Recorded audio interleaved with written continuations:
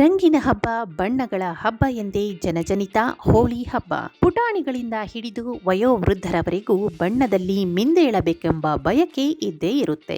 ಹೋಳಿ ಅಂದ್ರೆ ನೆನಪಾಗೋದು ವಿವಿಧ ಬಗೆಯ ಬಣ್ಣಗಳ ಕಲರವ, ಕಾಮದಹನ, ವರ್ಣರಂಜಿತವಾದ ನೀರನ್ನು ತುಂಬಿದ ಪಿಚಕಾರಿಗಳು, ಮುಗಿಲು ಮುಟ್ಟುವ ಸದ್ದು ಗದ್ದಲದ ಸಂಭ್ರಮ, ವೈವಿಧ್ಯಮಯ ತಿಂಡಿ ತಿನಿಸುಗಳು. ಹೌದು, ಸಂತೋಷದ ಸಂಭ್ರಮದಲ್ಲಿ ಜನರನ್ನು ಒಂದುಗೂಡಿಸುವ ಈ ಹಬ್ಬ ಭಾರತಾದ್ಯಂತ ವಿಜೃಂಭಣೆಯಿಂದ ಆಚರಿಸುವ ಈ ಓಕುಳಿ ಹಬ್ಬಕ್ಕೆ ಮನಸೋಲದ ಮನಸ್ಸು ಹುಡುಕುವುದೇ ಕಷ್ಟ.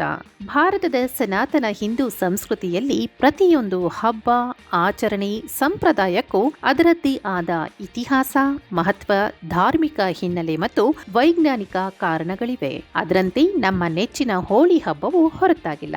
ಹೋಳಿಯು ಪುರಾತನ ಭಾರತೀಯ ಪುರಾಣಗಳಲ್ಲಿ ಮತ್ತು ಪರಂಪರೆಯಲ್ಲಿ ಬೇರೂರಿದೆ. ಹೋಳಿ ಹಬ್ಬವನ್ನು ಫಾಲ್ಗುಣ ಮಾಸದ ಪೂರ್ಣಿಮೆಯ ದಿನದಂದು ಆಚರಿಸಲಾಗುತ್ತದೆ. ಇದು ಸಾಮಾನ್ಯವಾಗಿ ಮಾರ್ಚ್ ತಿಂಗಳಲ್ಲಿ ಬರುತ್ತದೆ. ಈ ಹಬ್ಬವು ವಸಂತದ ಆಗಮನ ಹಾಗೂ ಅಧರ್ಮದ ವಿರುದ್ಧ ಧರ್ಮಕ್ಕೆ ಸಿಕ್ಕ ಜಯವೆಂಬ ಪ್ರತೀತಿ ಇದೆ.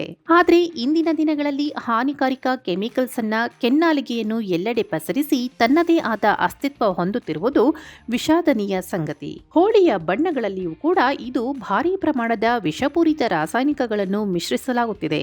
ಮಾರುಕಟ್ಟೆಯಲ್ಲಿ ಜನರನ್ನು ಆಕರ್ಷಿಸಲು ಗಾಜಿನ ಪುಡಿಯ ಪೌಡರ್ ಬಳಸಿ ಬಣ್ಣದ ಹೊಳಪು ಹೆಚ್ಚಿಸುತ್ತಿದ್ದಾರೆ. ನೀವು ಬಾಳಿ ಹಾಗೂ ಇತರರಿಗೂ ಬಾಳಲು ಬಿಡಿ ಎಂಬ ನುಡಿಮುತ್ತಿನಂತೆ ನಮ್ಮಿಂದ ಇತರರಿಗೆ, ಪ್ರಾಣಿ, ಪಕ್ಷಿ, ಜಲಸಂಪನ್ಮೂಲಗಳಿಗೆ, ಪರಿಸರಕ್ಕೆ ಹಾನಿಯಾಗದಂತೆ, ಹೋಳಿ ಹಬ್ಬದ ಪಾವಿತ್ರತೆಗೆ ಚ್ಯುತಿ ಬರದಂತೆ ಅಪಾಯಕಾರಿ ಬಣ್ಣಗಳಿಂದ ಯಾರ ಬದುಕು ಮಾಸದಂತೆ ನೈಸರ್ಗಿಕ ಬಣ್ಣದ ಹೊಂಗಿರಣ ಎಲ್ಲೆಡೆಯೂ ಹಬ್ಬಿ ಸಕಲ ಜೀವರಾಶಿಗಳಲ್ಲೂ ಪ್ರೀತಿ, ಸಂತೋಷ, ನೆಮ್ಮದಿ, ಯಶಸ್ಸು ಎಂಬ ರಂಗು ಉತ್ತುಂಗಕ್ಕೇರಲಿ. ಪರಿಸರ ಸ್ನೇಹಿ ಜೀವನ ನಮ್ಮೆಲ್ಲರದಾಗಿರಲಿ ಎಂಬ ಭರವಸೆಯೊಂದಿಗೆ ಹೋಳಿಯ ಸಂಭ್ರಮವನ್ನು ಸ್ವಾಗತಿಸೋಣ.